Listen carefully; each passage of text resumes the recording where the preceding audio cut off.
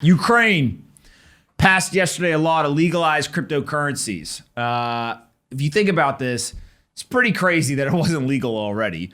But the main purpose behind the bill is to provide clarification on the asset and protect those who own Bitcoin, as it was not previously legal or illegal. So basically it was up in the air, nobody knew. But this bill gives the citizens permission to own and trade Bitcoin and other cryptocurrencies on exchanges. According to the bill, this law regulates legal relations arising in connection with the turnover of virtual assets in Ukraine, defines the rights and obligations of participants in the virtual assets market, the principles of state policy in the field of virtual assets. What? Every time I read anything that a government writes, I just say, why can't they just write in plain English? Why do they got to make it so confusing? This law regulates legal relations. What the hell is a legal relation? I did not have sexual relations with that woman. Like, come on, what is this legal relations? Just say that the law allows people to buy and sell Bitcoin. Like, look, there you go. I solved your problem. The page would be so much shorter if you just wrote it in English. You are salty today. I'm just going to call it how it is today. Today's one of those days where there's no filter. I'm just going to say what I think. Bill was drafted last year. It passed with 276 lawmakers supporting the law. Only 6 were against it. Those 6 must be boomers. This is the 5th country in the last few weeks to lay down some ground rules for the cryptocurrency market. Obviously, El Salvador made it legal tender. Cuba passed a law to recognize, well, we got to spell recognize right there maybe next time, and regulate cryptocurrencies. Panama's kicking around a draft of its own cryptocurrency law. And then Ukraine is the 2nd largest country by size, 8th by population. In Europe. And yeah. In Europe, and they've got 45 million people as of 2019. Wow. When you look at this, there's a couple of things that immediately pop to mind. First, the bills are written in a ridiculous legalese language that no one understands. So they probably would be better off if they changed that. 2, it is not lost on me that the country of Ukraine is giving permission to their citizens to use a permissionless technology. The law doesn't matter for the technology to be used or not. Now, they can go after people, right? In Nigeria or Pakistan, where they actually have banned or outlawed Bitcoin, they can go and they can try to put people in jail, they can regulate businesses, etc. But they can't stop people from using the technology. It's a permissionless technology. You do not need permission to access it. And so the idea that the country gives people permission is quite funny.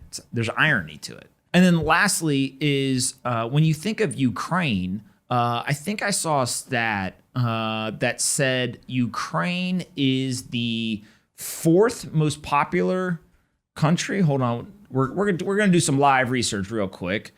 According to Chainalysis, Ukraine is 4th worldwide when it comes to per capita crypto adoption. That's pretty big. Right, Nick Carter posted a Chainalysis blog. So Ukraine is the 4th worldwide when it comes to per capita crypto adoption. So very, very large crypto adoption.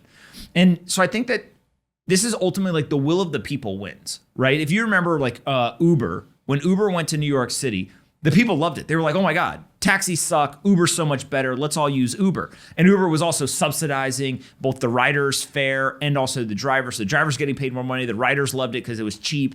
It was better than a taxi, etc. Well, the government hated Uber. And the taxi unions were up in arms. They were protesting. They were doing all kinds of crazy stuff trying to get Uber out of New York. And so what did Uber say? Uber said, well, we have the people on our side. And they simply, when you would pull up the app, it would basically be a blank screen. It would say, if the government is successful, this is what the app will look like. And so instead, go sign a petition, go protest, go, like basically let's use the people. There's a button that you could press to participate. I think Bradley Tusk was a huge piece of that. Shout out Bradley. And so when you think about somewhere like Ukraine, if you have the 4th highest per capita crypto adoption anywhere in the world, eventually you just say, look, are we really going to go against what the people want? Right? And it kind of leads to the conversation here in the United States. Like there's regulators who are basically making decisions that are actually hurting the population. In the United States, there are geo-fenced assets. There are yield assets that a U.S. consumer is not supposedly able to access. How much money did the U.S. consumers not make because of the regulation? Mm-hmm. In many cases, you would have made more money by simply participating in the crypto system than they gave in stimulus checks. So you have to look at what is the will of the people. What do the people want? The government, especially in democratic environments, serves at the will of the people. The people should not fear the government should fear the people. And so when you think of it from that perspective, Ukraine most likely is just simply saying, hey, we have people who want to use this, and so we've got to make it legal. We've got to provide clarification to the rules. And so when I look through kind of how they're doing it, what they did not do was they did not make it legal tender. They did not do what El Salvador did. They simply said it is legal for you to buy it, sell it, hold it. And it is also legal for, bless you. Excuse me. And it is also legal for you to run a business that is related to it, which is kind of a first step towards the country actually doing something. But it's essentially the equivalent of the United States, right? It is legal for you to buy and sell Bitcoin in the United States. It is legal for you to build a business around it. And that's essentially what they're doing right here. The economy in the Ukraine is massive, especially when you think about these other countries that have adopted Bitcoin, right? So El Salvador, for example, their GDP is 27 billion in 2019, and Ukraine's is 154 billion. So it's very, very important. I think the making of these laws, one thing I also want to make clear, because even just like the way people were wording tweets yesterday was, I think, trying to trick people in the sense of that it was legal tender, and obviously it is not legal tender. They just legalized the operations for individuals and businesses.